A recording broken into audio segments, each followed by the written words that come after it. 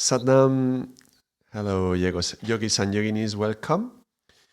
Today we have a very special episode on this course on the Yoga Sutras. I've been looking forward to starting with the 8 steps. That was, when we think about the Yoga Sutras, we think about the 8 steps of yoga. And we've arrived. It took quite a few episodes, but we have arrived. Here we are. Today we will start from Yoga Sutra 226, and I think we will do just a few sutras, only up until 229, which is when we start talking about the 8 steps. We will give a general introduction to the 8 steps and the order, why do they come in that order, and the following sutras, so following videos from now on, it will be a more in-depth discussion on the yamas, on the niyamas, and so on. So today is like a general overview of what's coming regarding the details on every step. So let's reflect a little bit where we are in the Yoga Sutras. We've come up until now. If you've been watching, then you know where we are. But in case you forgot, or it's been a few days before after you watched the last video, or if you are new to the channel, you're welcome to visit the other videos. But today we come into Sutra 2.26. So where are we so far with the Yoga Sutras? Let's do a little review of the most elemental aspects that we have explored, which is that the seer has been attaching to the sin. This is one of the last things we talked about, one of the most important aspects, and this is caused by ignorance. Yes, this is what we call avidya.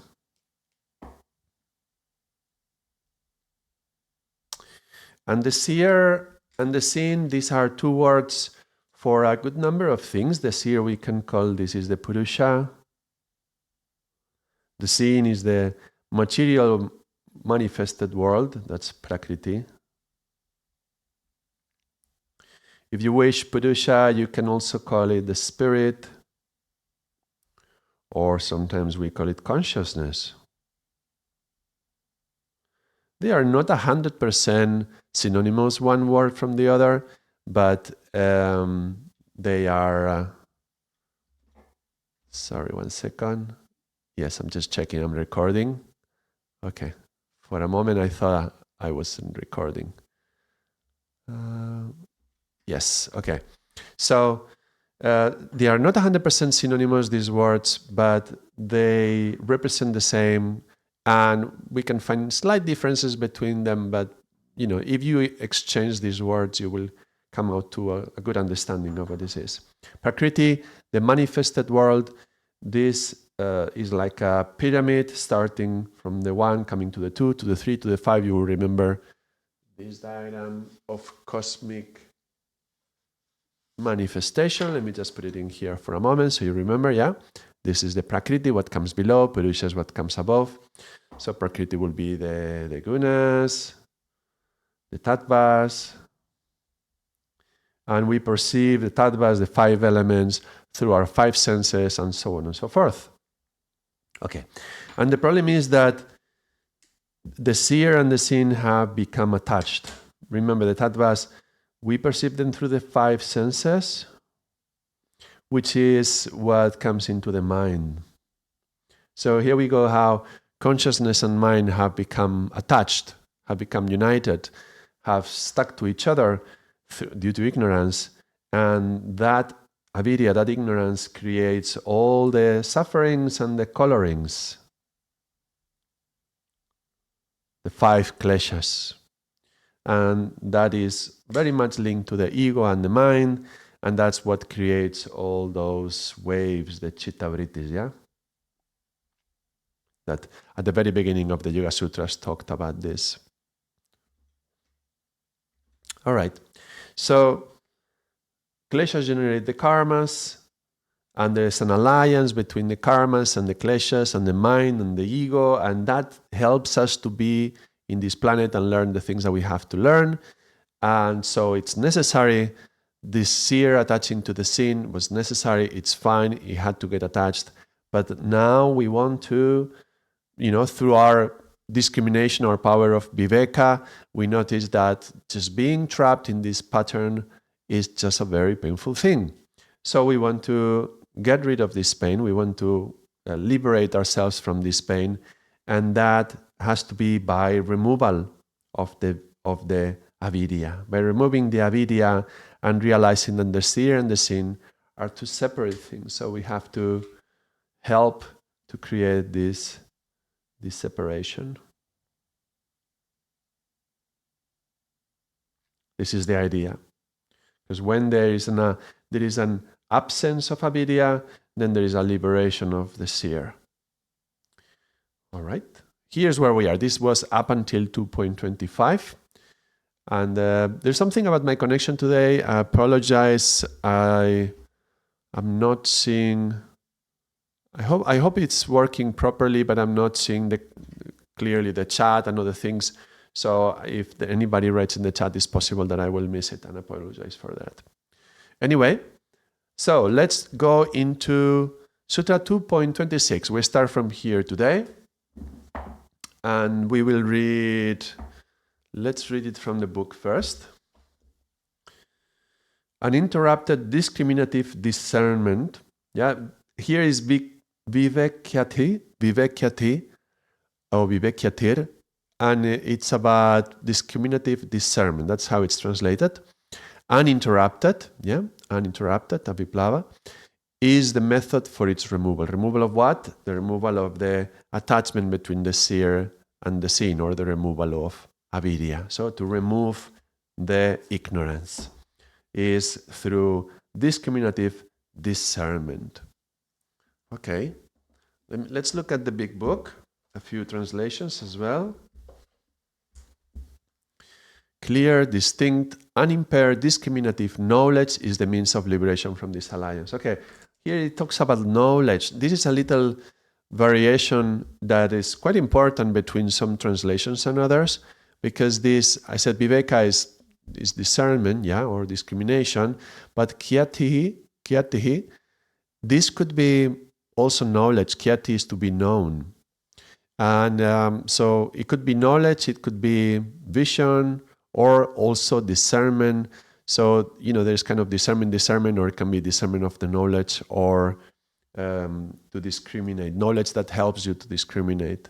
So you can understand this in a number of ways. It's about discriminate what is known, so what you know, to discriminate what is true from what is not true. And what is true, that's something that we refer to as something that is imperishable, something that is, it was, it is, and it will be. So applying our capacity of discernment to what we know and check whether is that imperishable or not. That would be one way of understanding this. Another way would be to certain the right kind of knowledge can help bring this discrimination. So the right kind of knowledge will help us to discriminate. This is this unimpaired discriminative knowledge that as we learn this, it's a means for the liberation. Yeah? So ignorance is destroyed by the undisturbed discrimination between the self and the world. So this is about emphasizing the concept of discrimination. So viveka, this concept of viveka, knowing what is not, so that we can say, no, it's not this, it's not this, it's not this, it's not this. It's this process of elimination to illuminate. Eliminate to illuminate. Eliminate everything that is not, everything that is false, every knowledge that you think but is biased, everything that is not neutral. Eliminate everything that is coming out of this ignorance, and then what remains is what it is, and what remains will help the liberation of the seer. All right. So fair enough. That's 2.26. Let's check 2.27. Here we have translation from Gyaneshwara. 7 kinds of ultimate insight come to one who has attained this degree of discrimination. And this is here, there's a few translations which are quite different. Now, 7 kinds of ultimate insight. What does that mean? Because when I read Scherer, for example, there are 7 stages in the growth of this wisdom. I mean, we know the 2.28, right? We know that 2.28 is going to talk about the 8 steps. So it's telling us, look, there is 7 stages as we get towards the wisdom, which makes total sense, right? Patanjali is setting us up to understand that there is 8 steps, and there's 7 stages to get to the 8th step. The 8th is samadhi already. So there's 7 stages getting to the 8th. And then in the next sutra, he will explain what they are. But when you read something like Ganeshvara, 7 kinds of ultimate insight, one wonders whether is this kind of insight associated to every one of the steps? So one insight that you receive as a result of mastering yamas, another insight that you receive as a result of mastering niyamas, anasana, and pranayama, and so on? Or is this the insight of, there is the niyamas, and we should adhere to that code? Or is there something else?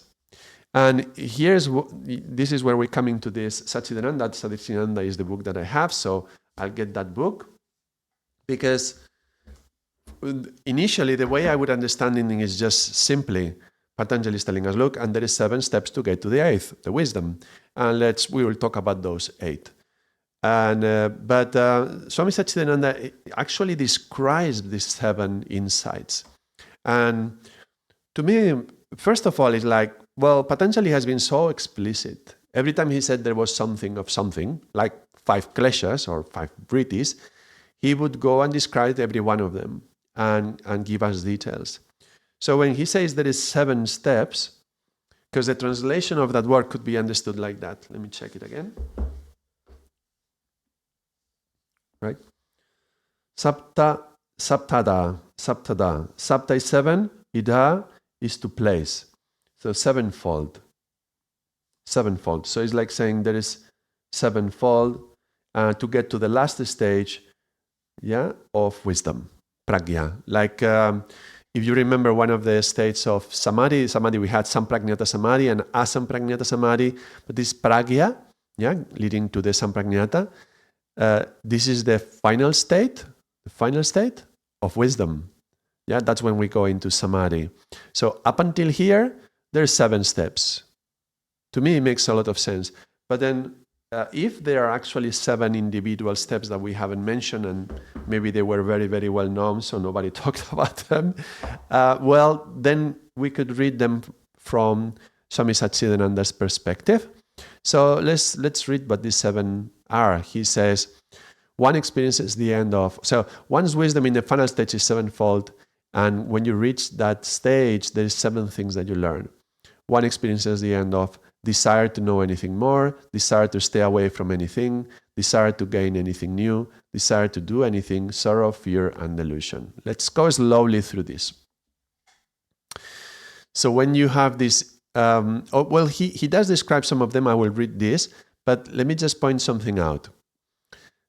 Sorrow, that's linked to sadness, fear, and delusion is linked to the mind, but sorrow and fear and desire, these are linked to the emotions, the basic emotions, which were also connected to the kleshas and the evils, the 5 evils. So it's telling us that we are going to be beyond those things. But let's read the stages. So he says, the first stage, knowledge is a thing to be attained from within by tuning in.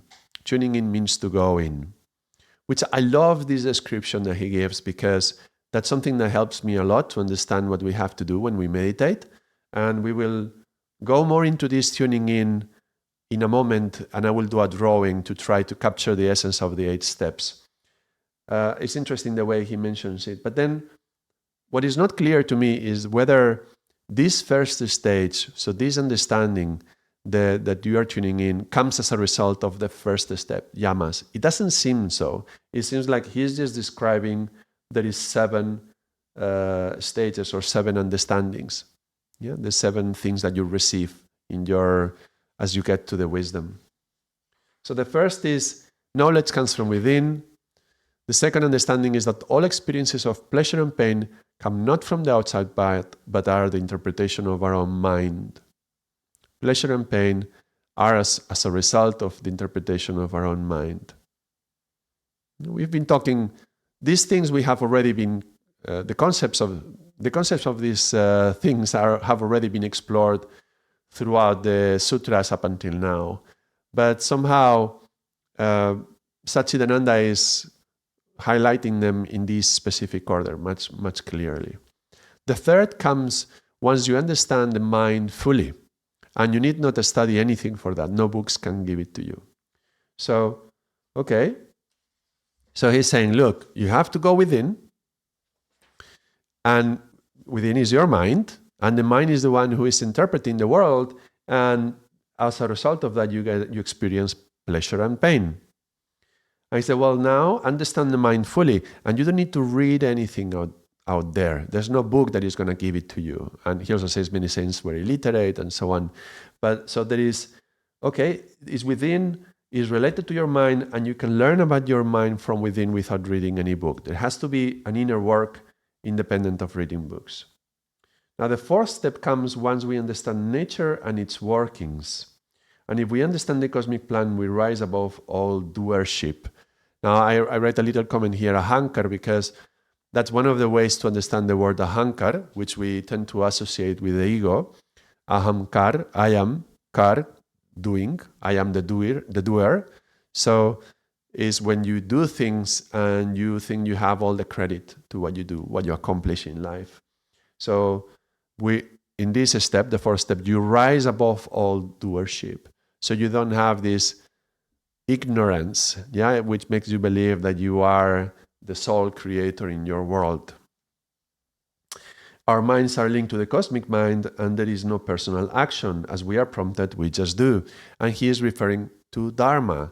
So the understanding is that the Dharmic path is when you align yourself with this cosmic intelligence, and then you understand there is a command for something that has to happen. There is a hukam, and if we align ourselves to that hukam and we proceed from there, then that's a dharmic attitude, a dharmic action, a dharmic response. Is not a karmic reaction, it's a dharmic response. And those dharmic actions, you don't take any credit for them because it's not you, you're just following the command, the hukam. And also, you are not blamed for them, which means you don't accumulate karma. So this is where you learn the distinction between karmic actions and dharmic. This would be the fourth step, as Swami Satchidananda describes. So that will be done, but it cannot be just an intellectual understanding. It has to be something that you live it. You are living that, not just something, oh yeah, I get it, it's God's will. No, it's not just that, simply just intellectual understanding. The fifth plane is once we come to know there is nothing to be done, the chittam is completely free of impressions. So impressions, remember, is linked to these karmas that are the seeds of karma. You do something that's going to create a seed, and that's going to cause our reincarnation. So we get liberated from those impressions. Before, it had the tinge of the ego, because we were acting from the fifth plane, because we are doing dharmic actions. This is the dharma. That means that we are not planting any new seeds. So there's no new impressions. Now, it also says here, completely free of impressions, although the old impressions remain. So we haven't cleared the old ones, but at least we are not creating new ones. So that's learning the lessons of Dharma. And in the sixth level, the chittam loses itself, meaning that the mind gets dissolved, and Purusha alone remains, resting in his own swarupa, his own nature. This was the very, very beginning of the Yoga Sutras. So this is when, at the very end, the mind doesn't need to do anything else, and it can let us experience our own consciousness. With the help of the mind, we transcend the mind, and once we reach our destination, we can throw it off and go away. And he gives a few good examples, like this is like, imagine you are at home, and then it's been difficult to find parking, and you finally find the parking, and now, I parked my car, this is so great, I found the parking. You have to go somewhere, and it's like, I don't want to move my car because then I'm going to lose my parking slot. So you rather go walking. But then what's the purpose of the car? Why do you have the car? So in the same way, we should let it go. So the moment that we reach that seventh stage, then you don't need the mind anymore because you operate from the level of consciousness. That doesn't mean that the mind disappears or you go crazy or anything like that. It's just that the mind is full service. And as you need to say something, you say it. As you need to write something, you just write it. As you need to calculate something, you just calculate it. But you don't need to engage into intellectual discussions. It just happens naturally. And I guess we could argue whether the mind continues existing or not. And if we have, I'm just looking at Ramana Maharshi there and I'm thinking, well, when he was there, he was just there. And could you tell that there was a mind there? I don't know if you could, probably not. And when he had to speak, he would just speak what he had to say.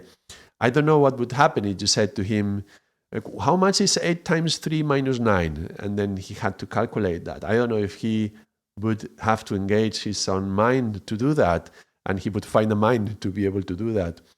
But in any case, most of the actions we have to do in the world, they don't require calculation, they don't require our mind. It's just that the mind loves to narrate everything that we are doing. And so when we get to this stage, the sixth stage, then that mind can be dissolved. Now, funny, this is the 6th level, and there's no 7th level. So here in the text of his book, he doesn't describe, he says once we reach the first step, we're on an escalator that takes us to the 7th stage, but he doesn't describe the 7th. So if we go back to this is coming from here, and also, how does this connect to this? Like the 6th is fear. How do you connect fear with what he was saying about the mind? And the 4th is about understanding that we are not the doers. Here, the 4th is about desire to do anything. That has a direct correlation, right? But it's not so clear. I don't know if this is just a summary of some of his teachings, and there is some other book that explains it in more detail. If anybody knows, I would welcome anybody who knows more about this. Swami Satchidananda's position on these 7 stages. I don't know what they are. But everything he said is aligned with the concept that we are stopping creating karma, that we are aligning ourselves with the dharmic path, and that through doing that we don't create karma and we don't plant new seeds, but we still have the old seeds until the mind is dissolved and we go into the final stage. The final stage would be samadhi, and then we know still that there is a number of samadhis. So the final stage on the way to samadhi. In any case, I would take this sutra 2.26 2.27 already, as saying that there are 7 steps and getting to wisdom. And I will understand then that we go to the 2.28, and the 2.28 would be, by the practice of the limbs of yoga, the impurities dwindle away or disappear, and there dawns the light of wisdom, leading to discriminative discernment. So we said, this is the problem, seer being attached to the sin. We need to separate it. What's going to help to separate it? Viveka, discriminative discernment. It was called Viveka. What was that word? Vivekyate. And so, how are we going to do this? How are we going to develop this Viveka? What's going to help us develop this Viveka? Well, there's 8 steps or stages. Let's say steps. Yeah. Let's see another translation of 2.28. The big book.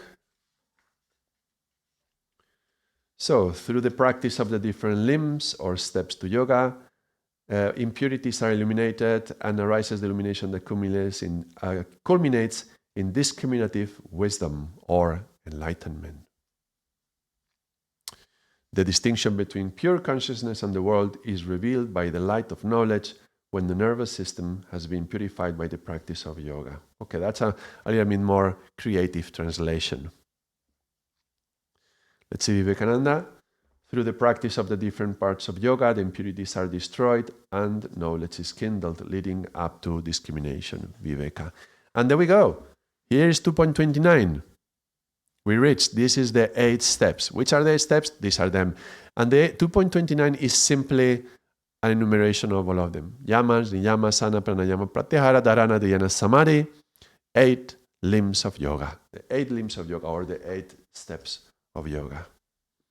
There we go. All right. So we reached the 8 steps. And now I will do a little exploration of these 8 steps, how we can do to get there. Now, one way that Shivcharan Singh explains this, I appreciate the way he explains the 8 steps, is he does it the other way around. Meaning we don't go from 1 to 8, but from 8 back. So he starts from samadhi. This is where we want to get to. This is the objective. All right. So we want to get to samadhi, and samadhi, we will understand that is this, generally we will call it the union, but we talk about, it's about separating the seer and the seen, so that the consciousness is united to itself, is back to itself, and is, personal consciousness united to universal consciousness. Well, if we want to get to this samadhi in which we realize who we are, this is self-realization.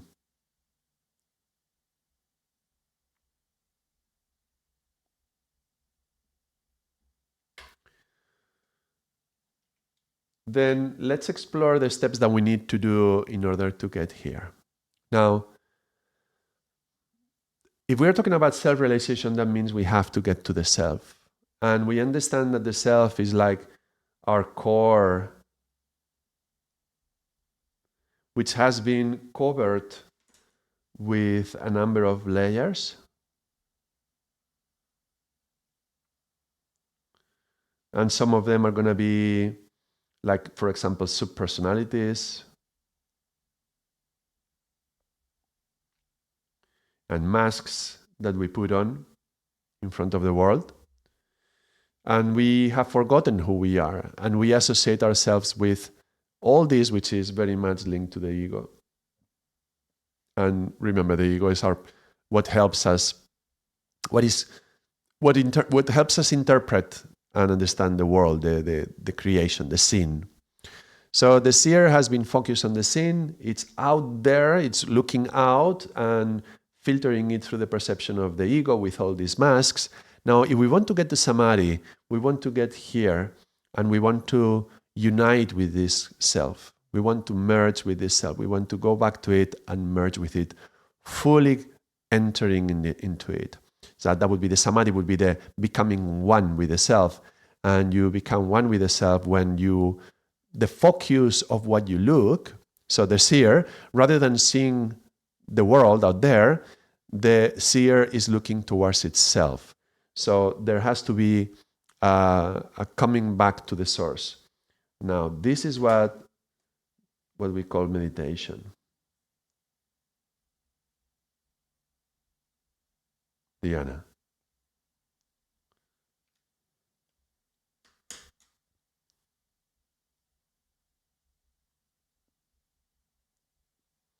So we are. Can we get to samadhi without meditation? We can't get to samadhi without meditation. Is this union with something? In this case, this something becoming the self. So dhyana on the self. So dhyana has to be along the path towards this samadhi.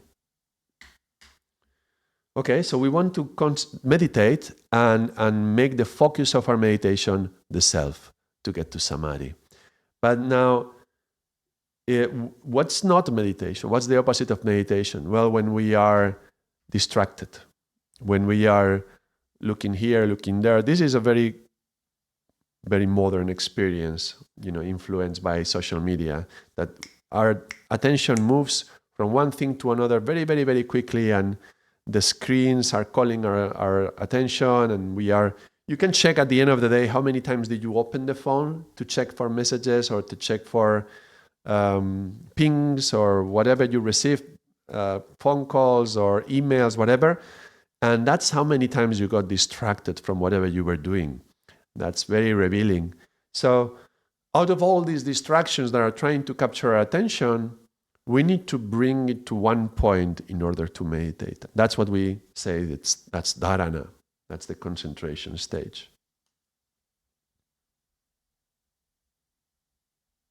So dharana is necessary for meditation, for dhyana to occur.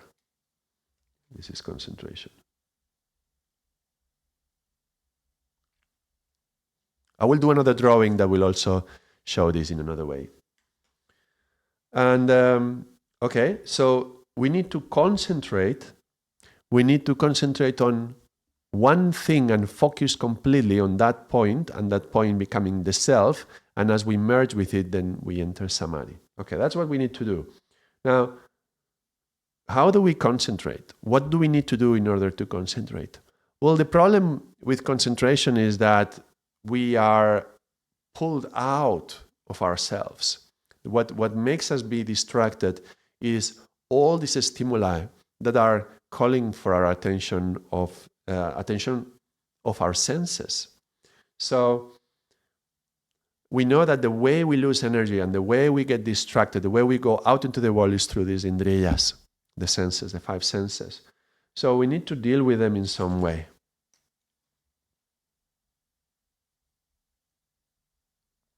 This is where pratyahara comes. So in order to concentrate, we need to be able to have some form of command with the senses. Now, you can say this is a sense withdrawal. That's one way that is often translated. To withdraw the senses. So before we can actually concentrate on something within, because we said the answer is not without, but within, well, we have to withdraw the senses from everything that is out there. And then concentrate and synchronize with something inside. That synchronization within, that's pratyahara, bringing the senses inwards. Sense withdrawal or like inwards, going in. And that's the pratyahara. Yeah. So going with the senses in allows us to concentrate, and maintaining the concentration on one point, we call it meditation. And when that point becomes the self, then that can lead to samadhi. Make sense? I hope it does. Now, what do we need to bring the senses inwards? Well, we're going to need energy. Because I mentioned everything that is calling out our attention, Maya, throwing all these signals trying to capture your attention. When you are in social media or you open YouTube and you have all these shorts and they are asking you to click on them. They are like, click me, yeah? And it's trying to grab your energy. So we lose a lot of energy into the senses when we invest it into what we look, what we touch, what we smell. Yeah, this is how we invest the energy. So in order to gather the senses back, first, gathering them is going to give us energy back. But in order to do that, we have to detach ourselves from this world that is so attractive and seductive, that is telling us, come, click me.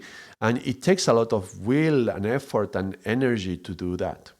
So there is this energy bringing it in, and we need to have enough amount of energy to do that. If you feel tired and exhausted at the end of the day, you will notice that at the end of the day, you are more likely to go into karmic habits and to do things that distract you and not concentrate you, because you are tired. You don't have enough energy to keep a commitment and a discipline.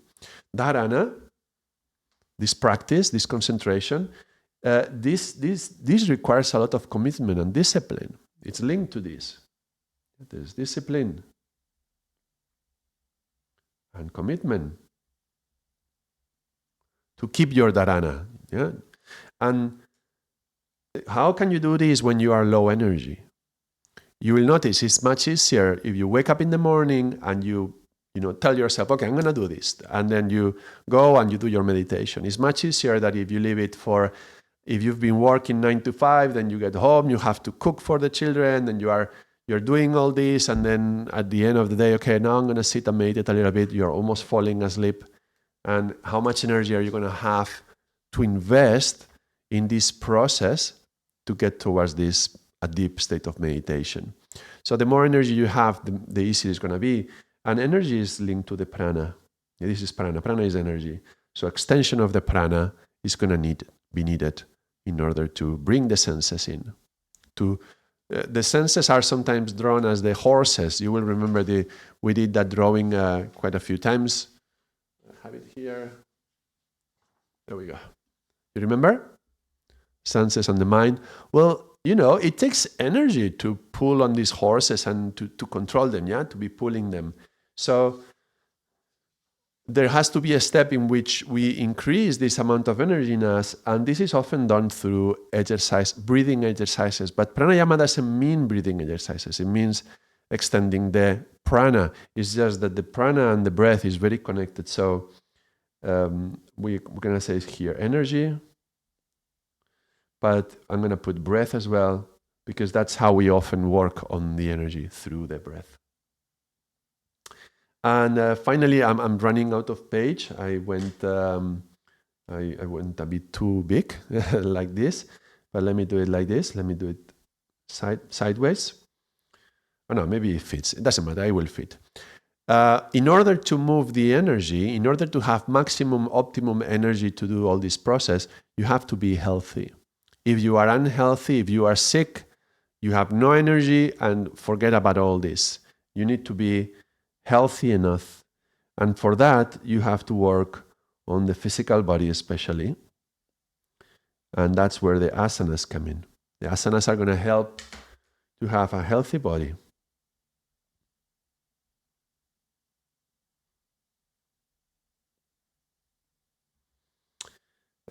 We say healthy, happy, holy. Yes? The body has to be healthy and the mind happy. Yeah? And Holy Spirit. So the health, these asanas is mainly about the body. This is connecting body and mind and spirit, but also mind. And this is already starting in the mind. This whole process is within the mind. This is what we call the samyana. We will explore a little bit more of this in following sutras. But these are the 6 steps. Now, wait a moment, Ardaas, because the steps are not 6, they are 8. Yeah, these are called how did it say the big book? What was the 8?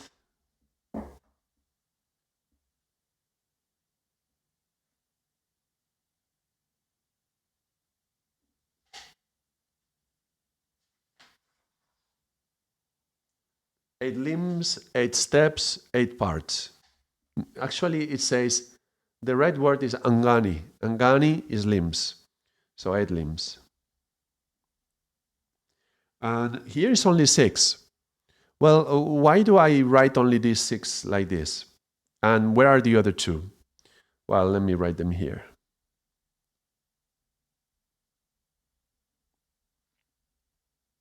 Yamas and niyamas. Now, these 2 are special. Because when you go to your practice, when you go to a yoga class, you are working on these 6.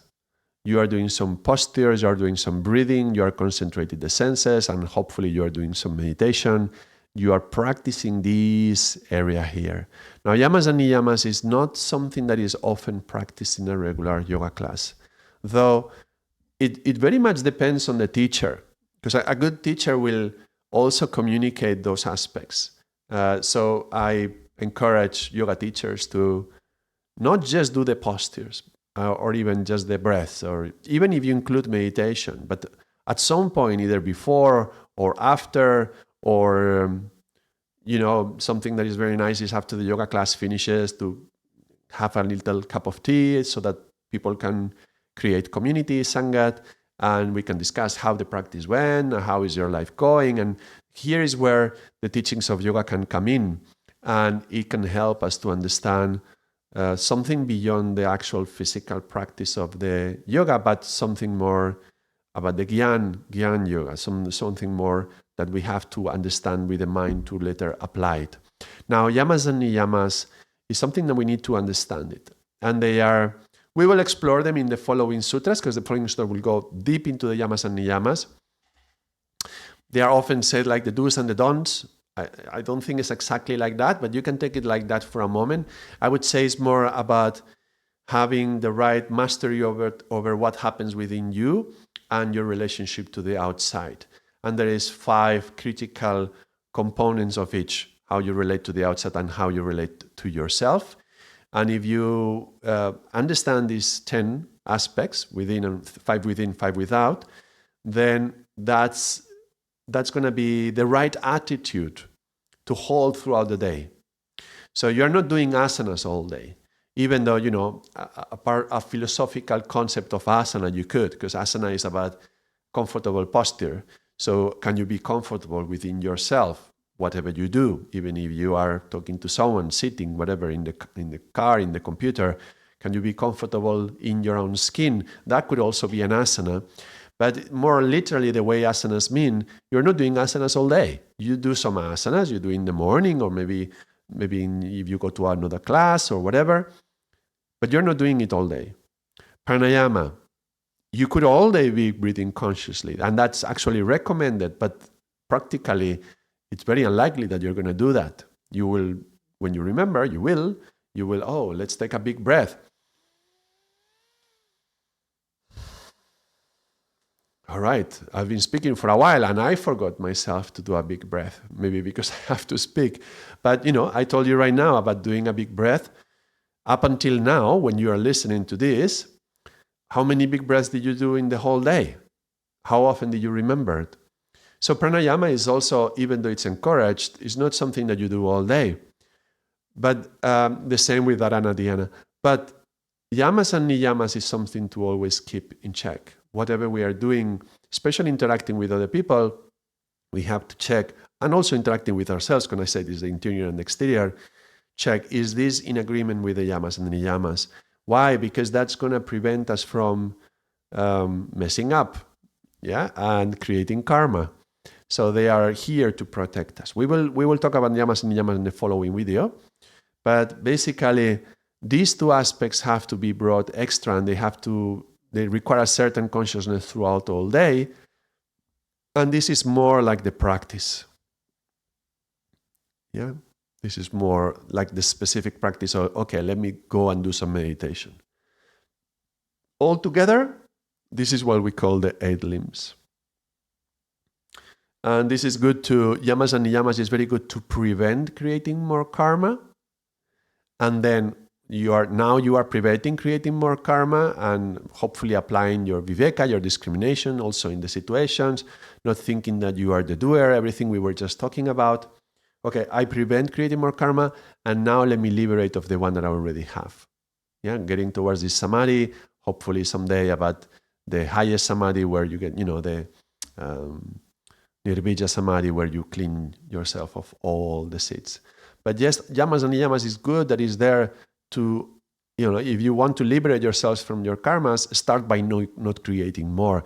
This is a common thing that we often say when there is some karma, for example, in the family.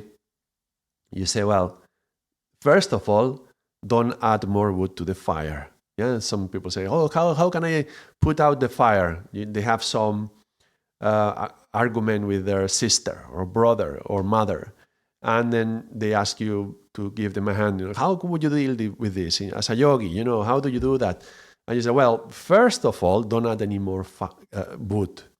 So anytime that you are in a conversation with somebody, you can be increasing that karma by the way you approach that conversation, or you can just stop doing that. And even before you can go and clean whatever has already been created, just stop adding any more. So having these 2 steps, yamas and niyamas, this is Patanjali's way of telling us, well, okay, I'm going to tell you how to liberate yourself. First of all, stop creating more karma. Okay, so that's where the yamas and the niyamas come. So that's very, very helpful. Okay, here we have the the 8 steps, the 8 limbs. Now let me do another drawing that is going to help us see. I went backwards, but now it makes sense. You need to be healthy, to have enough energy and gather this energy to pull the reins in and to bring the senses inwards and synchronize them within so that we can concentrate. And that concentration on one point will become meditation, and meditation will bring us to samadhi. Let's do this very, very quickly in another drawing that will also be useful to see. I'm going to actually, it's kind of like this drawing, but I'm going to concentrate on this area here of the drawing.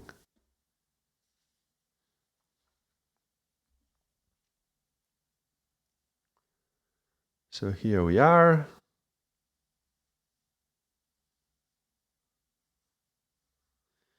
And our attention is going out through the indriyas, senses, and we're going outside into the world, into Prakriti.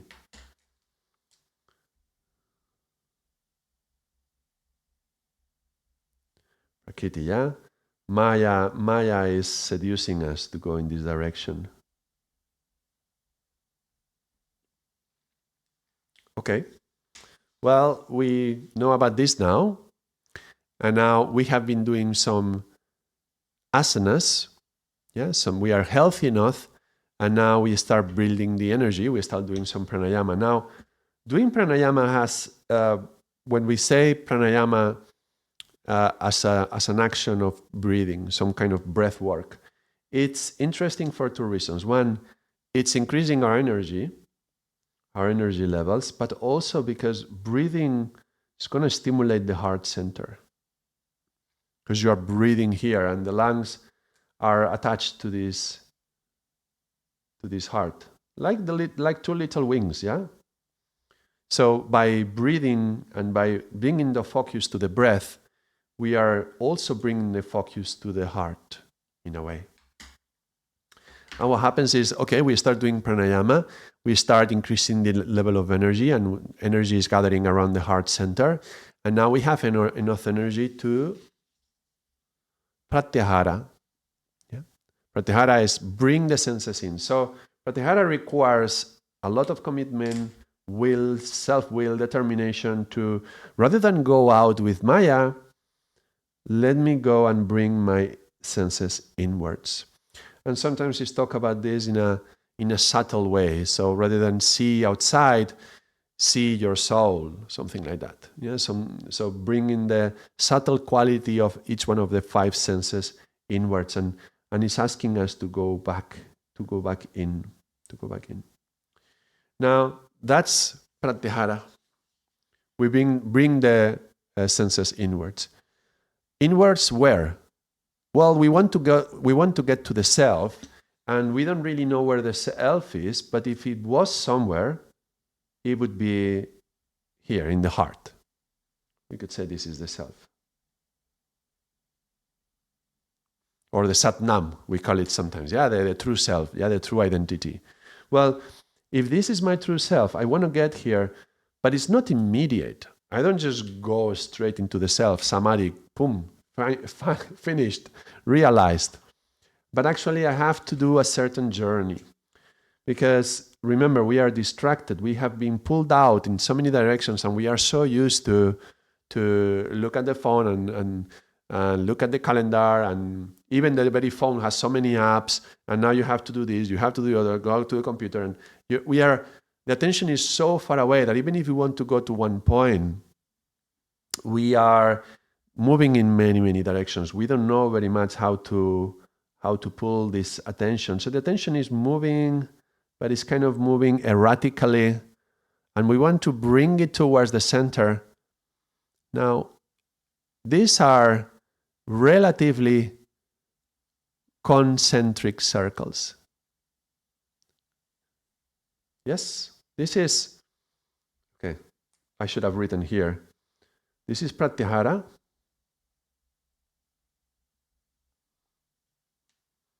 This is, let me write it here, dharana. Concentration. Concentration means concentric, with one center. So concentric circles is like the ones you do with a compass, you know? So if the compass is in the self, you're doing circles, but when you are moving, you're doing the compass, but everything is moving, so the circle doesn't look very good. Well, that's what's happening with this concentration. I'm kind of concentrating myself. I'm not going outside, but it's going all over the place. Let me zoom in a little bit. So, okay, I'm getting closer, but I'm not there yet. Yeah, you are going towards the center, and then something pulls you away. Maybe you remember, is the posture correct for the meditation, or is my leg falling asleep? And then the attention goes away, and then you get closer again, and then, am I breathing properly for this meditation? Your attention goes away, and then you get closer, and was I repeating any mantra? How is the mantra chanted? Okay, let me remember the mantra. Okay, Waheguru, Waheguru. And you're like going in and out, slowly getting closer, but this is concentric, around the center. Now, from concentration, dharana, we go to meditation. Meditation, I'm going to make it like light blue, is when these concentric circles start to spiral until they touch the center. This spiraling, this is dhyana. Meditation. Yeah, dharana was the concentration. Concentric, with one center.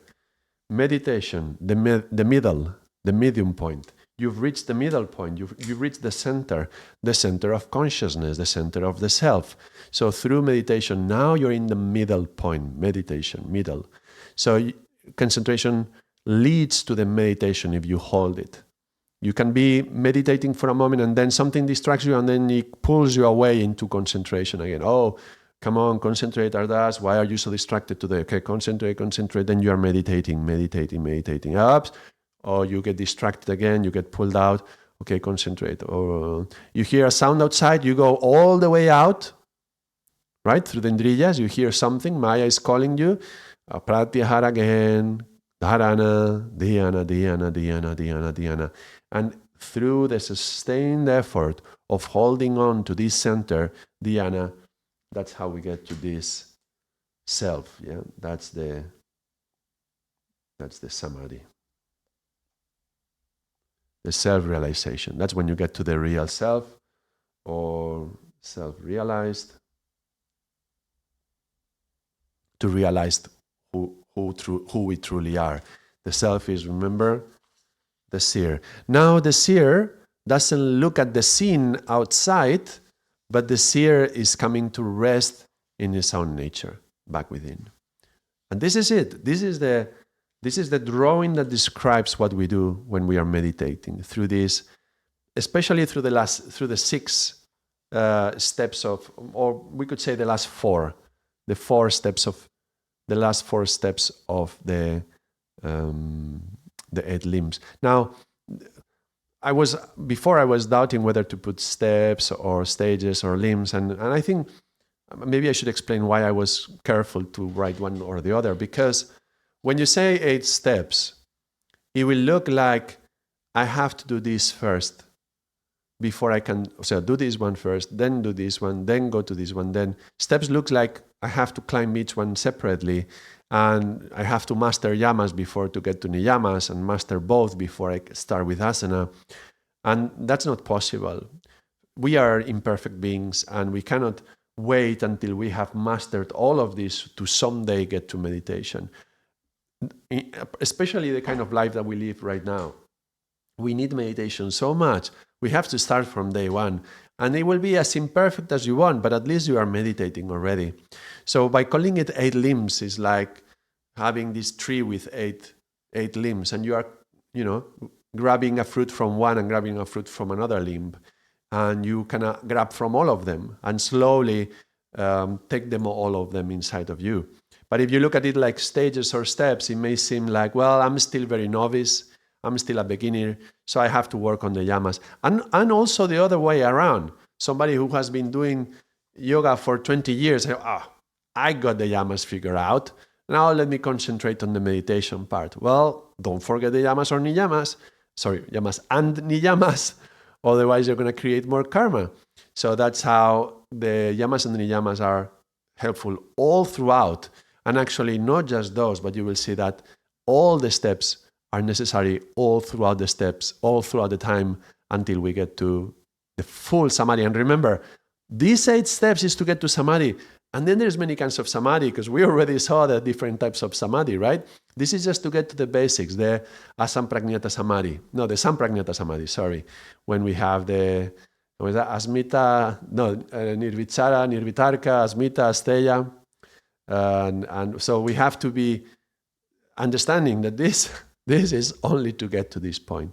Now, right now, I don't want to leave it in this feeling that this is so hard to get to, so difficult to get to, because it is very likely that anybody who has done some of this work, anybody who has sat down and done some dedicated, conscious, sincere effort to meditate, at one point or another, for an instant, they reach the self. And it could be just a moment of peace within, a moment of some little realization of something about their lives, some little bit of light into the avidya, something flowing, some love that is opening up in the heart, or some healing for some issue that we had from all time. That samadhi can take many shapes, but just even if it's just a little bit of samadhi, I would say many people experience. I will not say all who have practiced meditation, but most people who have done it sincerely, they will have had a little bit of that experience. So reaching samadhi is not that hard. The difficulty is to sustain ourselves in this practice, in this discipline, in this dedication, holding it day after day and doing it even when we don't feel like doing it, and stabilize our consciousness in this spot. And that would be reaching samadhi and holding the state of samadhi, and then holding it 24 hours a day, every day, and eventually the samadhi becomes more subtle, like from nirvitarka to nirvichara, no? Savitarkas to savichara, and nirvitarka, nirvichara. So it's like slowly becomes more and more subtle until there is no more seeds, until you get liberated. So it's a long journey, and it's a long journey throughout lifetimes. We shouldn't feel discouraged for that. But the rewards, or the very small instances of samadhi, can be experienced from the very first day that you sit on the mat and you close your eyes and you decide that you're going to commit yourself to finding your true self. So encouragement, and I hope that is enough to inspire you to do your practice. Now enough watching, enough video. You can go and close your eyes for a while and meditate a little bit. And thank you very much for being here. And if you enjoyed it, share it with others. And I'll see you next week when we go deeper into the yamas. I'm not sure we will do yamas and niyamas or only yamas, but we will see that in the next video. Satnam, thank you very much.